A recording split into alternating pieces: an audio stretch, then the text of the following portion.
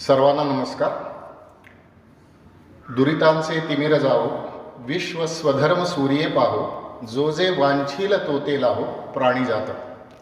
असं ज्यांनी विश्वाच्या कल्याणाचं पसायदान मागितलं त्या संत श्रेष्ठ ज्ञानेश्वर माऊलींच्या संजीवन समाधीचा आजचा दिवस. या निमित्तानं मी ज्ञानेश्वर माऊलींच्या चरणी कोटी कोटी प्रणाम करतो. आणि एका योगाचा मला विशेष आनंद होतो की ज्या सभागृहाचं नाव संत ज्ञानेश्वर सभागृह आहे त्या सभागृहामध्ये मला आज माझा विचार मांडण्याची संधी मिळते, याचा मला आनंद होतो. आज आपण ज्यांच्या जयंतीच्या निमित्तानं एकत्रित झालेलो आहोत, धरती आबा भगवान बिरसा मुंडा यांना देखील मी अंतःकरणपूर्वक विनम्रतापणानं कोटी कोटी अभिवादन करतो. या प्रसंगी व्यासपीठावरती उपस्थित असणाऱ्या विद्यापीठाच्या कुलसचिव माननीय डॉक्टर भाकरे मॅडम, माननीय शिंगणापूरकर सर, आडे सर, ठुबे सर, त्याच्यानंतर कृष्णा भंडलकर सर आणि व्यासपीठावरती उपस्थित आमचे मित्रवर्य धोंडीराम पवार सर, पारधी सर, सर्वांना मी नमस्कार करतो. उपस्थित बंधू भगिनी आणि विद्यार्थी मित्रमैत्रिणींनो, भारतीय स्वातंत्र्य लढ्याकडे आपण सगळेजण एका भावनेच्या दृष्टिकोनातून पाहतो आणि ही गोष्ट अतिशय योग्यच आहे, कारण आपण सगळेजण भारतीय आहोत. परंतु स्वातंत्र्य लढ्याकडे बघताना थोडंसं भावना बाजूला ठेवून जर त्याला तर्काच्या पद्धतीनं बघायचं झालं तर भारतीय स्वातंत्र्य लढा करण्याची गरज का भासली याचं उत्तर आपल्याला शोधावं लागेल. आणि याचं उत्तर देणारी मंडळी ज्यांनी आपल्यावरती राज्य केलं असं त्यांनी अभिमानानं सांगितलं, अशांच्याच शब्दात जर आपण शोधलं तर त्याला एक वेगळा संदर्भ प्राप्त होतो. त्यामुळे या निमित्तानं मी 2 उल्लेख संदर्भासाठी करणार आहे. कविता जरा नंतरची आहे, पण रुडयार्ड किपलिंग नावाचा एक कवी होऊन गेला इंग्लिश भाषेमध्ये. 1899मध्ये साधारण त्यांनी ती कविता लिहिली, मी जे काही वाचलं त्याप्रमाणे. त्या कविताचं शीर्षक असं आहे, take up white man's burden. त्या कवितेमध्ये तो गोऱ्या लोकांना उद्देशून म्हणतोय की तुम्ही जगाचं ओझं तुमच्या खांद्यावरती घ्या. आणि त्याच्यामध्ये उल्लेख येताना तो म्हणतोय की ज्या लोकांना तुम्ही जिंकलेलं आहे ते लोक कसे आहेत, they are half devil and half child. मित्रमैत्रिणींनो, हा केवळ एकमेव उल्लेख आहे असं कृपा करून तुम्ही समजू नका. परंतु ही भूमिका अगदी सुसंगतपणे दिसते की आम्ही तुमच्यापेक्षा श्रेष्ठ आहोत आणि तुमचा उद्धार करण्याची जबाबदारी नवे नवे ते ओझं आमच्या खांद्यावरती असल्यामुळे आम्ही तुमच्यावरती राज्य करतोय. हा एक त्याच्यातला भाग होता. ही भूमिका आपण पहिल्यांदा लक्षात घेऊया. दुसरा एक वेगळा उल्लेख मी करतोय. ब्रिटिशांनी भारतावरती राज्य केलं त्याचे वेगवेगळे पैलू आहेत. त्याच्यातला एक पैलू आर्थिक देखील आहे आणि त्या आर्थिक पैलूचा अभ्यास आपल्या भारतातल्या एक प्रसिद्ध प्राध्यापिका उत्सा पटनाईक यांनी केलेला आहे. आणि त्यांनी आकडेवारीच्या आधारावरती, आणि ही आकडेवारी कुणी भारतीयांनी दिलेली नाही आहे, ब्रिटिश डॉक्युमेंट्सचा अभ्यास करून ती आकडेवारी त्यांनी दिलेली आहे.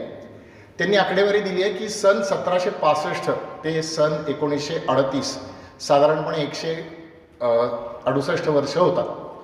या वर्षांमध्ये ब्रिटिशांनी भारतातून $45 ट्रिलियन त्यावेळेचा, आता त्यांचं संशोधन येऊन सुद्धा आता काही वर्ष झाली, इतकी लूट ब्रिटिशांनी भारतातून नेली आहे.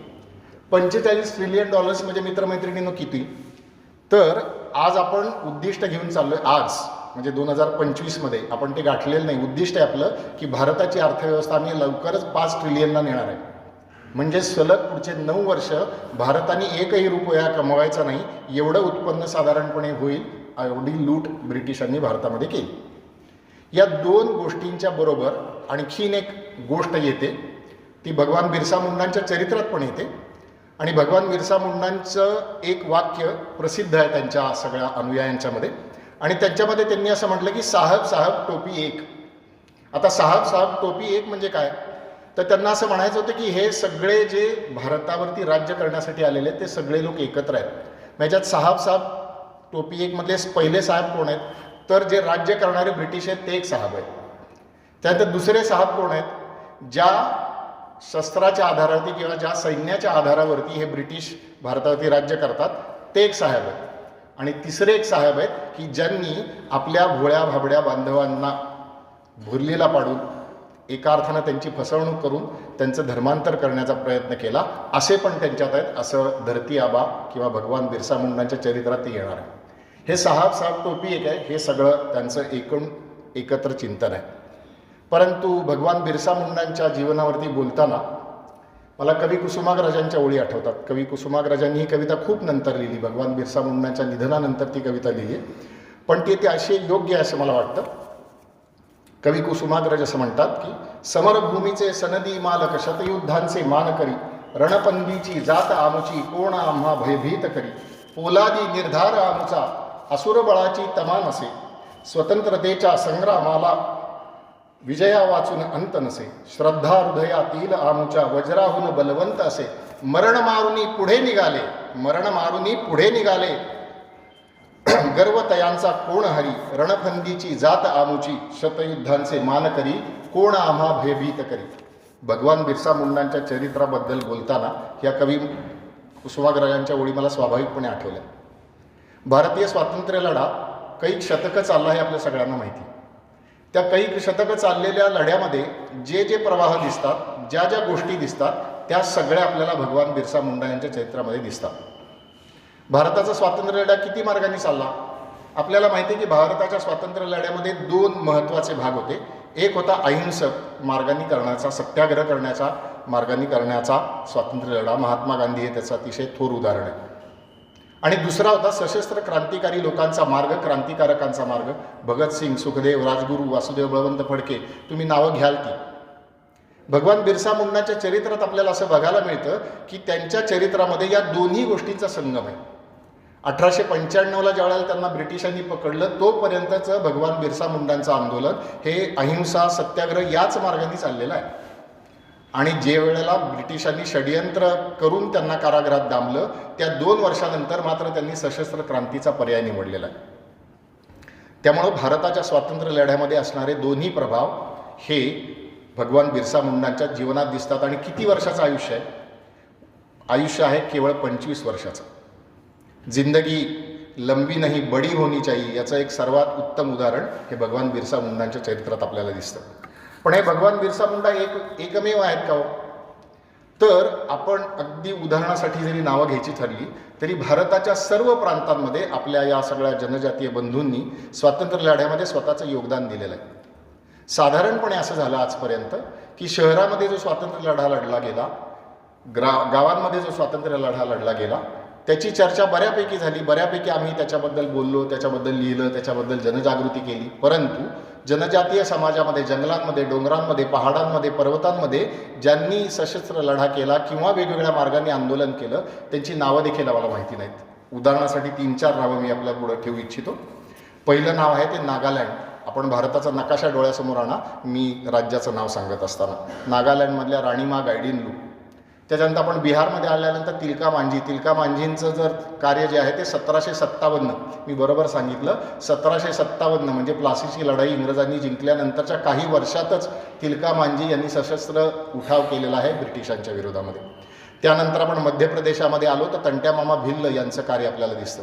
महाराष्ट्रामध्ये जर आपण आलो तर आपल्याला राघोजी भांगरे यांचं कार्य आपल्याला दिसतं. आणि आपण खाली तेलंगणामध्ये गेलो तर त्या ठिकाणी आपल्याला कोमराज भीम यांचं नाव दिसतं. अशी प्रत्येक प्रांतातली एकेका क्रांतिकारकाची, जनजाती क्रांतिकारकांची नावं आपल्याला जरूर सांगता येतील. तंट्या मामा भिल्ल किंवा ह्या सगळ्या मंडळींच्या परंपरेतला मेरुमणी शोभावा, मुकुटातला हिरा शोभावा असे भगवान बिरसा मुंडा हे आपण या निमित्ताने लक्षात ठेवूया. स्वातंत्र्य आंदोलनाचं अजून एक वैशिष्ट्य आहे. स्वातंत्र्य आंदोलनाचं अजून एक वैशिष्ट्य असं आहे की स्वातंत्र्य आंदोलन आणि विधायक काम, रचनात्मक काम हे साथ चाललेलं आहे, बरोबर चाललेलं आहे. पुन्हा एकदा मी महात्मा गांधींचा उल्लेख याबद्दल करू इच्छितो. आणि तो उल्लेख असा आहे की महात्मा गांधींनी जसं स्वातंत्र्य चळवळीसाठी आपल्या सगळ्या भारतीयांना संघटित केलं, स्वातंत्र्यासाठी स्वतःचं सगळं आयुष्य त्यांनी समर्पण केलं, तसंच महात्मा गांधींनी त्याचबरोबर समाजामध्ये सुधारणा व्हाव्यात याचा देखील आग्रह धरला. मग महात्मा गांधींची ग्रामस्वराज्याची कल्पना असेल, महात्मा गांधींची नई तालीम असेल, महात्मा गांधींनी चरख्याच्या माध्यमातून गरिबांना आर्थिकदृष्ट्या सक्षम करण्याचा केलेला प्रयत्न असेल, ही सगळी विधायक आंदोलनाची उदाहरणादाखलची सगळी नावं आहेत हे आपण लक्षात घेऊया. हे दोन्ही देखील भगवान बिरसा मुंडा यांच्या चरित्रामध्ये आपल्याला बघायला मिळतं. त्यांचं जे मगाशी मी म्हटलं तसं की 1895 पूर्वीचं कार्य ते सगळं या पातळीतलं आहे.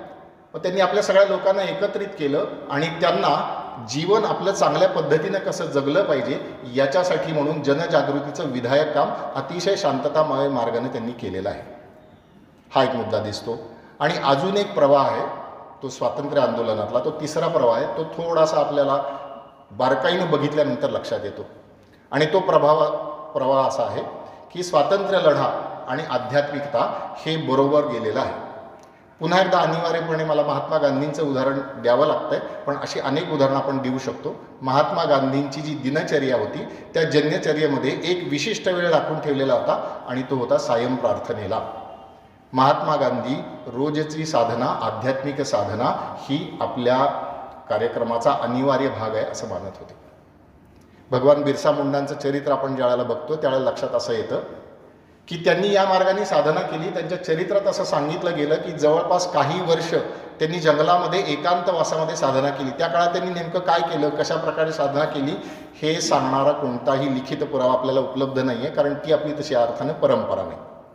परंतु ज्या वेळेला ती साधना करून ते परत आले त्यावेळेला त्यांनी अतिशय ठामपणाने त्यांनी सांगितलं की आपण त्याला सिंगबोंगा म्हणतो किंवा शिवबोंगा म्हणतो, परमेश्वराचं जे नाव घेतो त्या परमेश्वराचा साक्षात्कार मला झालेला आहे. आणि परमेश्वराचा साक्षात्कार मला झालेला आहे हे ज्या वेळेला बिरसा यांनी सांगितलं त्यावेळेला जनतेनं उत्स्फूर्तपणे त्यांना भगवान बिरसा अशा अर्थानं संबोधित करायचं ठरवलेलं.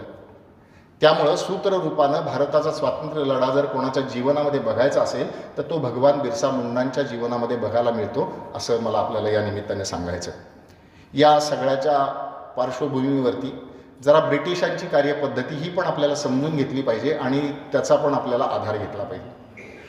भारत देशावरती अनेक लोकांनी राज्य केलं. हजारो वर्षापासून आपल्या देशावरती राज्य होत आलं. राज्य करणारे लोक दोन गोष्टीसाठी राज्य करतात. एक असते त्यांना हवी असते सत्ता आणि दुसरी हवी असते त्यांना संपत्ती. इंग्रजांच्या काळामध्ये त्या काळचे जे सगळे इंग्रजांचे अधिकारी आहेत, प्रमुख अधिकारी आहेत, कॉर्नवॉलिस एक नमुन्यादाखल किंवा उदाहरणादाखल आपण नाव घेऊ शकतो, त्यांनी अशा प्रकारचे कायदे निर्माण केले की आजपर्यंत जो स्वतःला भूमिपुत्र मानणारा समाज होता, ज्यांचा जल जंगल जमीन याच्यावरती ज्यांचा उदरनिर्वाह अवलंबून होता आणि परंपरेनं ज्या सगळ्या गोष्टी चालत होत्या त्या सगळ्या गोष्टींवरती त्यांनी कर लावायला सुरुवात केली. आणि तो कर इतक्या मोठ्या प्रमाणावरती लावायला सुरुवात केली, एका संदर्भ देणाऱ्याने असं म्हटलं की हा कर जवळपास 2/3 इतका कर होता, 66% कर होता.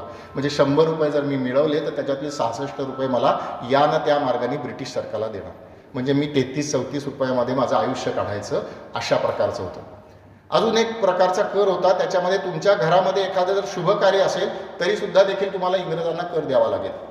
आता ही कल्पना इतक्या वर्षानंतर आपल्याला हास्यास्पद वाटते किंवा केविलवाणी वाटते, परंतु ज्यांच्या आयुष्यावरती त्यांचा परिणाम झाला, त्यांचे आयुष्य किती दीन दरिद्री आणि दुःखी झाली याची केवळ आणि केवळ आपण फक्त कल्पनाच करू शकतो.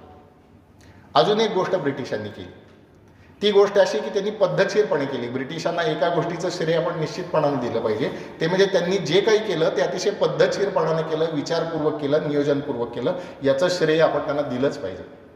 आणि ती पद्धतशीरपणे त्यांनी काय केली तर त्यांनी 1871 एक कायदा केला आणि त्यांनी असं सांगितलं की त्याला नावच त्यांनी दिलं की क्रिमिनल ट्राईब्स ॲक्ट असं त्याला नाव दिलं. म्हणजे तुम्ही अमुक एका समाजामध्ये अमुक एका जातीमध्ये जन्माला आलात म्हणजे तुम्ही गुन्हेगार आहातच अशा प्रकारचं केलं. आणि त्याच्यावरती प्रतिबंध लावण्यासाठी म्हणजे राज्यकर्ते या नात्यानं प्रतिबंध लावण्यासाठी त्याच्यावरचे सर्व प्रकारचे निर्बंध त्यांनी लावले आणि त्याची शिकार आमचे सगळे जनजातीय बांधव झाले.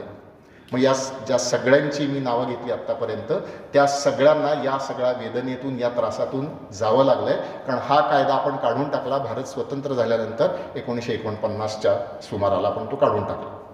त्यामुळे ब्रिटिशांनी पद्धतशीरपणे आपल्या बांधवांची लूट केली. ब्रिटिशांनी पद्धतपणे आमच्या बांधवांना गुन्हेगार ठरवलं. ब्रिटिशांनी पद्धतशीरपणे त्यांचं शोषण केलं, पद्धतशीरपणानं त्यांच्यावरती अत्याचार केले, अन्याय केले, हे आपल्या सगळ्यांच्या सहज लक्षात येतं. पण हे अन्याय अत्याचार करत असताना सुद्धा बाबा बिरसा यांचं व्यक्तिमत्व असं होतं की ते मूळचंच स्वयंप्रकाशी होतं की जो एखादा हिरा असावा की त्याला कोणत्याही अन्य उपचारांची गरज नसावी आणि स्वतःच्या तेजाने तळपावं, तसं बाबा बिरसा मुंडा भगवान बिरसा मुंडांचं चरित्र आहे. म्हणजे त्यांचे प्राथमिक जे शिक्षक होते जयपाल नाग असं त्यांचं नाव येतं, त्यांनी ओळखलं की हा बालक जो आहे तो अतिशय बुद्धिमान आहे आणि त्यांनी त्याच्या वडिलांना आग्रहपूर्वक सांगितलं की तुम्ही त्याला पुढचं शिक्षण द्या. साधारणपणे त्यावेळेची भारताची जर आपण परिस्थिती लक्षात घेतली, ही गोष्ट मी सांगतो ते भगवान बिरसा मुंडा यांच्या जन्मानंतरच्या 5 वर्षानंतरची, म्हणजे साधारण 1880-81च्या दरम्यानची ही घटना आहे. तर त्या काळचे भारताचं शिक्षणातलं प्रमाण जर बघितलं आपण तर ते अत्यल्प होतं, आपल्या सगळ्यांना माहिती आहे. परंतु जयपाल नाग यांनी सांगितलं आणि भगवान बिरसा मुंडा यांचे जे माता आणि पिता होते सुगना मुंडा आणि कार्मी मुंडा यांनी त्यांना उच्च शिक्षणासाठी म्हणजे पुढच्या शिक्षणासाठी आजच्या भाषेमध्ये माध्यमिक शिक्षणासाठी पुढच्या शाळेमध्ये पाठवायचं ठरवलं. पण त्या शाळेमध्ये अशी सोय होती की त्या शाळेमध्ये 1 रुपया तुम्हाला शुल्क द्यायचं नव्हतं. किती आनंद होतो बघा विद्यार्थ्यांना की माझ्याकडून 1 रुपया पण शुल्क देणार नाही, मला सगळं शिक्षण देणार आहे. किती आनंदाची गोष्ट आहे. ही आनंदाची गोष्ट नव्हती, तर ही सन्मानावरती घाला होता. कारण त्याची अट अशी होती की तुम्ही आमचा धर्म स्वीकारला पाहिजे तरच तुमच्यासाठी या सगळ्या सुविधा. हे सगळं त्या चरित्रामध्ये सगळ्यांनी लिहून ठेवलेलं आहे. वारंवार या सगळ्या गोष्टींचा उल्लेख येतो. हे सगळे इतिहासात नमूद झालेले लोक आहेत. त्यामुळं जर्मन मिशनरी असलेल्या त्या शाळेमध्ये त्यांना प्रवेश घ्यावा लागला. परंतु एके दिवशी जो आतला स्फुल्लिंग होता तो पेटण्याला जसं निमित्त घडतं तसं ते निमित्त घडलं. नोट्रोम नावाचे त्यांचे शिक्षक होते, त्यांचे फादर होते, आणि त्यांनी बोलता बोलता असं म्हटलं की हे जे बिरसासारखे लोक आहेत ना, ह्यांचे वाडवडील चोर आहेत, ते दरोडेखोर आहेत, ते डाकू आहेत. कोणत्याही स्वाभिमान माणसाला अशा प्रकारचे उद्गार सहन होणार नाही. आणि भगवान बिरसा मुंडा तर साक्षात दैवी अवतार होते किंवा दैवी पुरुष होते असं आपण म्हणू शकतो. त्यांना हे शब्द सहन झाले नाही. त्यांनी वर्गामध्ये त्या शिक्षकांना अडवलं आणि तुम्ही आमच्या वाडवडिलांच्याबद्दल, आमच्या पूर्वजांच्याबद्दल, आमच्या परंपरागत धर्माबद्दल तुम्ही असं बोलता कामा नये असं बाणेदारपणाने त्यांनी सांगितलं. आणि त्याचा परिणाम व्हायचा तोच झाला, ते म्हणजे त्यांना तिथून बाहेर पडावं लागलं. आणि मग त्यांचं सगळं रचनात्मक कार्य सुरू झालं. हे रचनात्मक कार्य करता करता भगवान बिरसा मुंडा यांच्या चरित्रामध्ये अजून एक विलक्षण गोष्ट अशी आहे की त्यांनी लोकांना आकर्षित करून घेतलं. आता लोकांना आकर्षित करायचं ही साधी सोपी गोष्ट नाही. एखाद्या लोकांनी आपलं म्हणणं ऐकावं यासाठी खूप खटपट करावी लागते. 25 माणसांनी माझं म्हणणं ऐकावं याच्यासाठी अजून खटपट करावी लागते. 50 माणसांनी ऐकावं म्हणून अजून खटपट करावी लागते. परंतु भगवान बिरसा मुंडा यांच्या चरित्रात आपल्याला सहजपणानं सांगता येतं की त्यांची शिकवण ऐकण्यासाठी म्हणून हजारोंच्या संख्येने आपले जनजातीय बांधव हे त्या ठिकाणी उपस्थित होते. मग ते मुंडा समाजातले तर ते होतेच, पण ते उराव समाजातले पण होते आणि अन्य समाजातले सुद्धा लोक हे एकत्र यायचे आणि त्यांचा उपदेश जो आहे तो ग्रहण करायचे. असं एक विलक्षण व्यक्तिमत्व होतं. आणि त्यांनी आपल्या सगळ्या अनुभवाच्या आधारावरती त्यांनी इथल्या परंपरेशी आपल्याला जोडून घ्यायचं ठरवलं. आणि परंपरेची प्रतीकं म्हणून त्यांनी 3-4 गोष्टींचा उपयोग केला आणि त्या 3-4 गोष्टींचा आपल्या सगळ्या कार्यामध्ये त्यांनी सहभाग करून घेतला. त्यामुळे त्यांनी आपल्या कार्याची पवित्र सुरुवात, त्याला एक आध्यात्मिकतेचं स्थान आहे असं म्हणून त्यांनी 3 ठिकाणाहून 4-5 गोष्टी त्यांनी मागवल्या. त्याच्यातलं एक नवरत्नगड नावाचं ठिकाण आहे, आजच्या झारखंडमध्ये ते येतं. त्या ठिकाणाहून त्यांनी तिथली पवित्र माती आणि तिथलं पवित्र पाणी आणवलं. जगन्नाथपुरीचं मंदिर आपल्याला माहिती आहे, जगन्नाथपुरीवरून त्यांनी चंदन मागवलं. आणि चुटिया नावाचं एक गाव आहे, त्या ठिकाणी त्यांनी तुळशीचं रोप मागवलं. आपण प्रतीकं बघूया. ही आपल्या सगळ्या परंपरेशी जोडलेली प्रतीक आहे आणि ते परंपरेशी जोडलेली प्रतीकं घेऊन त्यांनी आपलं आंदोलन सुरू केलं. आणि त्या आंदोलनामध्ये त्यांनी लोकांना सहकार्य मागितलं. लोकांनी त्यांना उदार अंतःकरणानं नवे स्वतःच्या अगदी मनापासून त्यांना सहकार्य दिलं. अशा प्रकारचं त्यांचं चरित्र बघायला मिळतं. आज 150 वर्षानंतर आपण ज्या त्यांच्या कार्याचं स्मरण करतो त्या त्यांच्या कार्याकडे आपण एका वेगळ्या दृष्टिकोनातून पाहू शकतो आणि त्या कार्यातून आपण नव्या प्रकारची प्रेरणा घेऊ शकतो. आपल्याला कदाचित असं वाटेल की 150 वर्षापूर्वी हा महापुरुष या देशामध्ये जन्माला आला, त्यांनी स्वतःचं काहीतरी कार्य केलं आणि आता 150 वर्षानंतर काय. परंतु मित्रमैत्रिणींनो, एक गोष्ट आपण लक्षात ठेवूया की काही गोष्टी शाश्वत असतात. त्या काल देखील लागू होत्या, त्या आज देखील लागू आहेत आणि त्या उद्या देखील लागू आहेत. भगवान बिरसा मुंडा यांनी आपली जी शिकवण दिली त्याला बिरसायत असं प्रकारचं नाव देण्यात आलं आणि त्यांनी त्याच्या 11 गोष्टी सांगितलेल्या आहेत. 11 गोष्टींपैकी मी मोजक्या 3-4 गोष्टींचा उल्लेख आपल्यासमोर करणार आहे. आणि तो उल्लेख आपण आजच्या काळासाठी कसा जोडू शकतो याच्याकडे पण मी आपलं सगळ्यांचं लक्ष वेधणार आहे. त्यातला पहिला सगळ्यात तुम्हाला उल्लेख करायचा आहे तो म्हणजे त्यांच्या सगळ्या कार्याला असणाऱ्या आध्यात्मिक अधिष्ठानाचा. एक वेगळा योगायोग मला वाटतो तो असा आहे की 1895 ते 1897 हे हजारीबाग इथल्या कारावासामध्ये भगवान बिरसा मुंडा होते. आणि 15 जानेवारी 1897ला स्वामी विवेकानंद त्यांचा पाश्चिमात्य देशातलं कार्य पूर्ण करून पहिल्यांदा भारताच्या भूमीवरती आले. म्हणजे ते कोलंबोमध्ये आले. श्रीलंका त्यावेळेला भारताचा भाग होता. तिथपासून स्वामी विवेकानंदांनी अल्मोडा नावाचं पर्वतामध्ये ठिकाण, हिमालय पर्वतामध्ये तिथपर्यंत जी भाषणं केली आहेत त्याचं एक पुस्तक निघालं आहे. आणि ते भाषणं अशासाठी महत्त्वपूर्ण आहेत की स्वामीजींचे एक शिष्य होते जॉन गुडविन नावाचे, ते स्टेनोग्राफर होते, लघुलेखक होते. त्यांनी स्वामीजींचे शब्द जसेच्या तसे लिहून घेतले, एकही शब्द इकडे तिकडे झालेला नाही. आता ते भारतीय व्याख्याने या नावाने रामकृष्ण मठाने प्रकाशित केलं. मी विद्यार्थ्यांना अतिशय मनापासून विनंती करतो की ते पुस्तक तुम्ही मुळातून वाचा. स्वामीजींनी प्रत्येक भाषणामध्ये सांगितलं की भारताचा प्राणस्वर जो आहे, भारताचा जो मूलभूत पाया आहे तो अध्यात्माचाच आहे. अजून एका महापुरुषाचा संदर्भ मी या ठिकाणी देऊ इच्छितो आणि ते महापुरुष आहेत योगी अरविंद.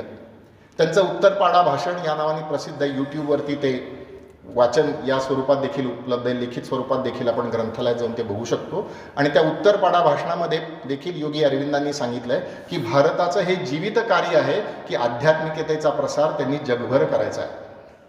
आता ही सगळी मंडळी तत्कालीन ब्रिटिश निकषांनुसार ही उच्च शिक्षित आहे.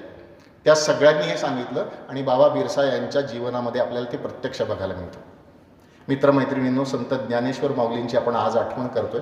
ज्ञानेश्वर माऊलींनी देखील एका वेगळ्या शब्दात हे सांगितलं. असं सांगितल्यानंतर कदाचित मनात येतं की आध्यात्मिकता म्हणजे काय, अमुक पद्धतीने तुम्ही टिळा लावला पाहिजे का, तमुक देवाला तुम्ही नमस्कार केला पाहिजे का, तमुक तुमचं तीर्थक्षेत्र असलं पाहिजे का. तर मित्रमैत्रिणींनो, भारताची परंपरा ही विशाल उदार अंतःकरणाची परंपरा आहे. आणि त्या विशाल परंपरेमध्ये असं म्हटलं की सर्व मार्ग सत्य आहेत. सर्व मार्ग सत्य आहेत याचं वेगळं उदाहरण हे आपल्या पारंपरिक वचनांमध्ये येतं. त्याच्यामध्ये असं म्हटलं की आकाशात पतितम तोयम यथा गच्छती सागरम तदेव सर्वदेव नमस्कारम केशवम प्रति गच्छती. तुम्ही कोणत्या नावाने कोणत्या पद्धतीने उपासना करताय हे महत्त्वाचं नाही, अंतिमतः ते एका वैश्विक सत्याशी जोडलं गेलं आहे. मी एक जणांशी बोलत होतो, ते म्हणाले, त्यांनी एक चांगली व्याख्या मला सांगितली काही वर्षांपूर्वीची.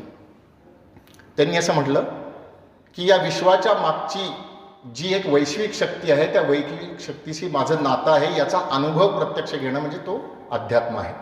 अशा प्रकारानं आपल्या जीवनामध्ये अध्यात्म असलं पाहिजे ही भगवान बिरसा मुंडा यांच्या चरित्राची शिकवण आहे असं मला वाटतं.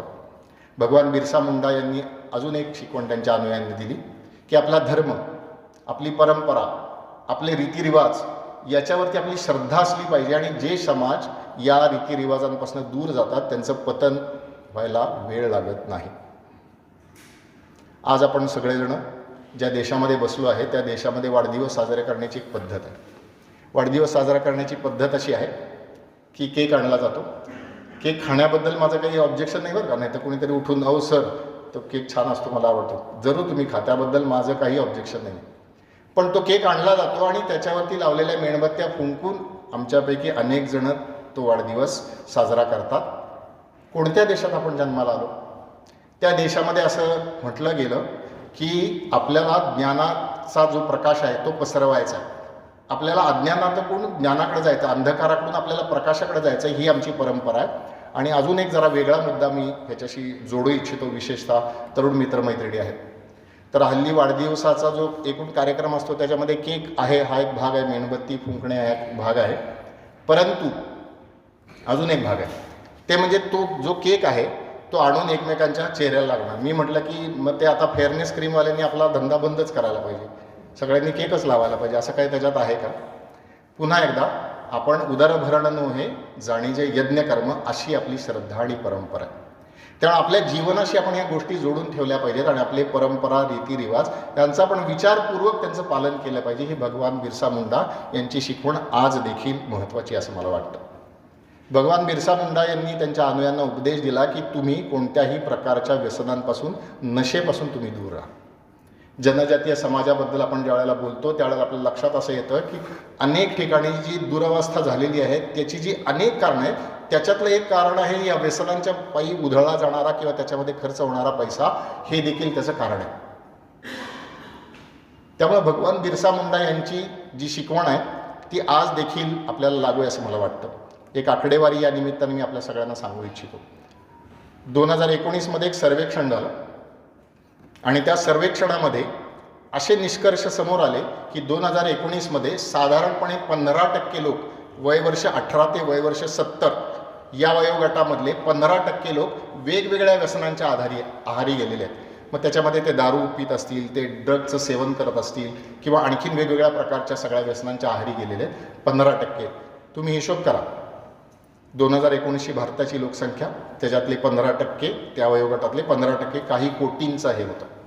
अजून एक मनाला दुःख आणि वेदना देणारी गोष्ट अशी आहे की त्याच सर्वेक्षणामध्ये असं म्हटलं की वयवर्ष 17 आणि त्याच्या खालचे 5% आमचे बालक आणि बालिका या व्यसनांना बळी पडलेले आहेत. अगदी त्याच्यामध्ये ड्रग्जचा देखील अपवाद नाही. आपण भगवान बिरसा मुंडा यांची जर शिकवण आत्मसात करायची असेल किंवा आचरणात आणायची असेल तर आपण सगळेजण व्यसनांपासून दूर आहोतच, परंतु आपल्या स्फिअर ऑफ इन्फ्लुअन्समध्ये आपण हे काम केलं पाहिजे. आणि आणखीन एका वेगळ्या मुद्द्याकडे मी आपल्याला सगळ्यांचं लक्ष वेधू इच्छितो. जगभरामध्ये अनेक लोकांनी सांगितलं की मादक द्रव्यांचा व्यापार आणि दहशतवाद यांचा थेट संबंध आहे. दहशतवादाला जो लागतो पैसा तो येतो कुठून? त्याचे जे वेगवेगळे मार्ग आहेत त्या वेगवेगळ्या मार्गांपैकी एक महत्त्वाचा मार्ग म्हणजे हा सगळ्या मादक द्रव्यांचा व्यापार आहे.